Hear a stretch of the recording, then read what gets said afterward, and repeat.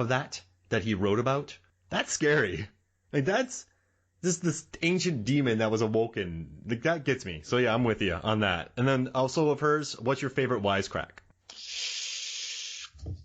Oh, gosh. Okay. How about some not soul you can food? check in, but you can't check out. Honestly, not No Pain, No Gain when he kills our weightlifter girl in part 4. Okay, I don't even remember what it was, but he said something about the soul meatball pizza. Yeah, that's what he said. And How about some soul food? How sweet fresh meat. Yeah, how sweet. That's what it was. How sweet fresh meat. And I think that was when he stabbed the poor meatball head, right? And he's like, no, and he eats it in front of her. Yeah, I think it's probably that one. That's what's gotta be Welcome to Primetime, bitch, because it's so mean. That's a great one. You know another one? It's so mean.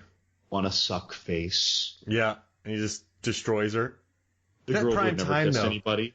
Yeah, that Primetime. Ugh, it's so mean. Yeah, that suck face. Welcome to that's mean too. Actually, now that you brought it up, though, I think Welcome to Primetime, bitch, might actually be my favorite. Because it's all in the delivery. Yeah, it's so mean, dude. It's just, this poor girl is suffering, and he says that to her. And I believe that was ad-libbed. Yeah, that's like this one line, right? I have to listen to our podcast to remember if that was ad-libbed or not. The problem with this, I do so many episodes, and I do so much research that I kind of like lose. I have to make room for other stuff in there. It's like a refrigerator. We have to get rid of some of the older food on your way home from the grocery store one day. Yeah. All right, I love it. Now, I probably would do that. So out of this is from Nathan LaHaye, a frequent podcast guest. He has an episode of The Prophecy coming out soon. He's also done The Fallen and Teenage Mutant Ninja Turtle, and we got a Joe Dirt one upcoming, so that'll be fun. So out of the series, who is the one person you wish had survived? And Nathan said Kincaid. He said what? Kincaid. He said Kincaid. I don't agree. That wouldn't be my pick, is what I mean. Not I don't agree. So you can have your You're pick, wrong. Nathan. Yeah, wrong. No. I want Dan. I know it like takes away the sadness of the character, but I mean, he survived part 4. Yeah. Everyone just insults him though. Like a lot of the reviews I read or people talking about him, like the jock, but like he's a pretty nice dude. You know what's interesting though? You could have had his exact death scene as they presented it in this movie, and then had him survive. Yeah. Like if for some reason Freddy was distracted by something about Nancy, like that Alice was doing, and he got called away at the last moment, and maybe that swerve, right? Because in this movie, by the way, we see that they aren't dying when Freddy seems to kill them in the dream, or at least they're depicting it in a lag. Normally, when you see Freddy kill someone in a dream, the next shot is them dead or them wounded to death. Yeah, he wakes up yelling in this, doesn't he? Whereas in this, in Greta, you see her actively choking. Hypothetically, she could have been saved. Yep. So the delivery of the death scenes is a little different here. So I wonder, maybe you could have shown us all the thing you did with this Tetsuo the Iron Man death, if anyone knows that Japanese bonkers movie from like, I think 1986 also. Or not also, but just, I was referring to the area Beetlejuice earlier. But yeah, Tetsuo the Iron Man is what I think of. They mentioned H.R. Geiger, but that's a Tetsuo the Iron Man transformation. Like specifically, which may or may not have also been inspired by Geiger, I guess. Oh, but yeah, research it, John. That, and then he could have like been in a coma, and then they could have defeated Freddy, and he could have come out of it. Yeah, you could have spared, or whatever. He was just in a full body cast. Something you didn't need to kill him. He just happened to be killed. I kind of think that's a good call. I feel like I'm going to answer this with the reverse. I think that we should have killed Yvonne. Really? I kept waiting for her to die. Like, falling asleep in a jacuzzi. And then she goes and busts through a wall and finds the mom. Like, that was such a pleasant surprise to me. But we could have just had Alice do that. Yeah. And it would have been more meaningful if Alice did that. And here's something funny, too. In my memory of seeing this only occasionally and much less often than parts 3 or 4 or 1, in my memory, she died by diving into an empty pool. Yeah, like she dove into a weird, like she was gonna dive into like what did Freddy become? What happened was, first it pulled the Evil Dead 2 bent up bridge Yeah. of his claws on the diving board. And when she dove, she ended up then going through a puddle at the bottom of a cruddy pool. And then she ended up in that kind of boiler room water pit, which then he didn't want to leave because he was kind of repelled by it because it was the hallways of Amanda Kreuger's demise. Yeah. So, but I felt, her character had her importance. She delivered her important segues. I don't think it helped the movie that she lived. It wasn't necessary for her to do that. Again, Alice could have done that. That could have been another death. Some people criticize movies just for lack of number of deaths. So my reverse answer is that she should have died. If I'm sparing someone, oh gosh, if I'm sparing someone though, that's tough. It's really tough to spare someone. I don't know how I'd make it work in the movie, but I want to spare her brother Rick in part 4. Yeah, he was a good kid. I don't know how to spare him though and make the movie work. Part of me would also want to spare her dad. I'm sorry, Nancy's dad in part 3. Yeah. Like he stabs him and then all of a sudden he demanifests. And I felt like he could have just been very wounded in that struggle and then at the end been reunited with Nancy. I think that would have been a very acceptable and satisfying survival because his death didn't feel exciting. It was just a stab to the gut. And an invisible karate fight. And then he goes, rah, rah, rah, rah, rah, and he raises his hands in the air like the bad guy just beat you in the video game, and then he disappears. So I lean more that way. But again, I'd like to reverse it. I'd like to take out Yvonne. I'd like to give her a slightly more worthy finish to that death scene that was very well started. I'd go that way. I love it. All right, and then his other one, which I really like. What's another Freddy-verse matchup that you'd like to see? And what other horror icon do you think would have the best chance at defeating Kreuger? And so Nathan and Lisa actually had a great conversation about this, where Nathan, I asked him what he wanted. And Can Nathan, I guess what he said? What? Yeah. Can I guess what he said? Sure.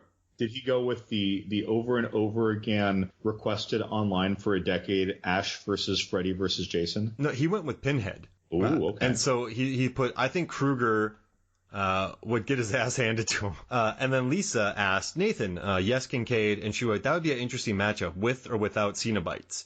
And Nathan replied, Cenobites are sure. Freddy wouldn't have a fair one-on-one fight. He would use any aspect he has. So having the whole gang would definitely be acceptable to me. Wonderful conversation between these two. And I think, okay, let's say the box is there. Let's say this, that, and the other. But let's say there's just a yada yada device where Pinhead and his crew are hunting Freddy. I want to see... Basically, Hellbound Hellraiser, because that breaks a lot of rules. And you have the Cenobites versus the Dr. Chenard Cenobite. Yeah, so give me that. And just give me Freddy scared. Like, I love Bruce. I love the idea of Freddy battling an aloof character like a Jack Burton or a Ash and just losing because they're idiots, but they're also very tough, right? I like that idea. But I want to see Freddy scared. And I think Freddy, once he realizes what he's up against with these people and what they represent and what they want, in the script I'm writing in my head, John, not according to Pinhead, Hellraiser lore, but just he tries to scare somebody and what's that little chatter comes up to him? Oh, Chatterbox. Yeah, it the just Chatterer. sees that. Yeah, the chat sees him or sees the Leviathan or just. I want Freddy scared, and I don't want Freddy like a Revenant type movie where they're just hunting him through dream worlds. That's what I want.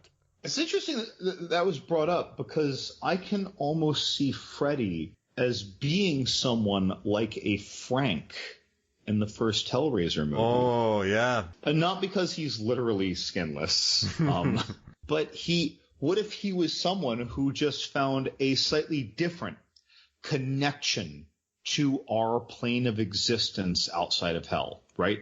Frank found that through blood at the site of his death, or at the site of his remains, right? But what if Freddy just found a different way? And that's why it's weakened sometimes, his connection to this plane of existence. Just like Frank relies on flesh to consume, almost vampirically, if you will, right? But in a more physical covering sense.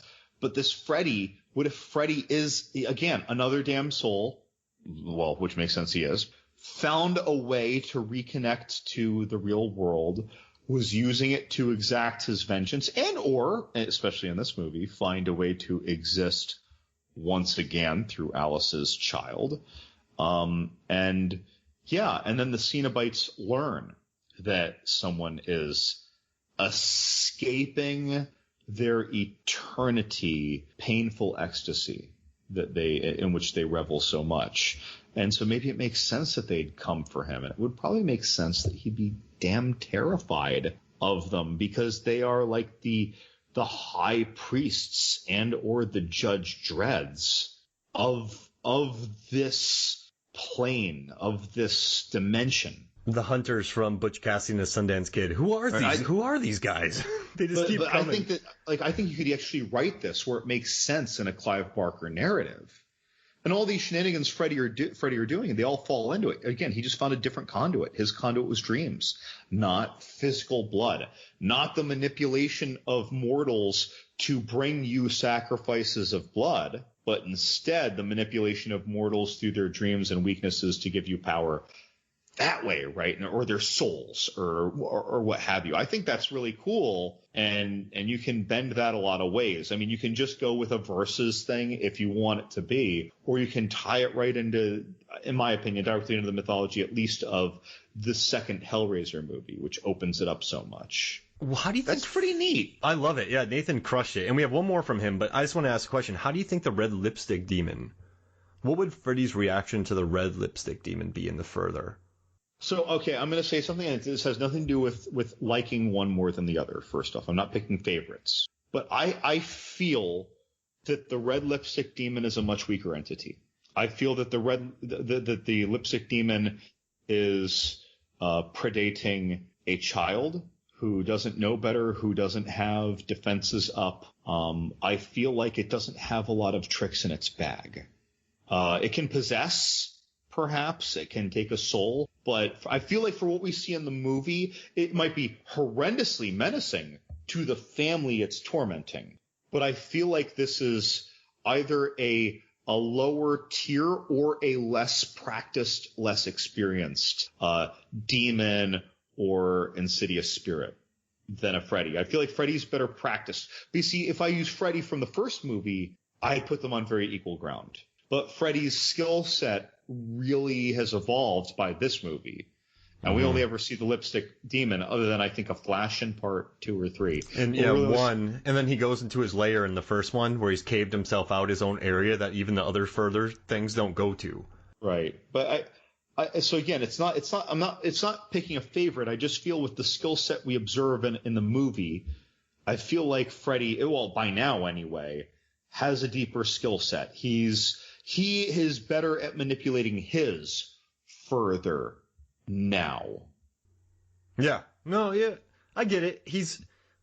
I just want to see Freddy scared, and I just want to see Freddy seeing the red lipstick demon for the first time as a newbie demon. But I'll say this, though. Even if I'm correct in my made-up narrative, right, that Freddy, because we're talking about Part 5, that Freddy in Part 5 is a more powerful evil entity than the lipstick demon, I still think he'd be terrified. Because if you have a bully with a black belt, and he's pushing around kids that are 2 grades younger than him and they're smaller than him and none of them ever went to a martial arts class, I think that if you had someone 1 grade lower than him with a green belt, all of a sudden, even though they're smaller than him and they're less experienced fighter, all of a sudden you have someone who can fight. Yeah. Yeah. It might not be as much, but he's used to never having someone throw a punch until they're cornered, whereas in this case, this person might come at him. So I think Freddy would be very apprehensive to any force that was also supernatural. I think in fact, he's probably a coward. He'd probably be terrified. He's just not terrified by humans. I just want to see him scared, and the red lipstick demon scares the shit out of me, and you know that, John. Well, and the red lipstick demon too, right? To use my same analogy from before, the red lipstick demon operates in a world where there are other malevolent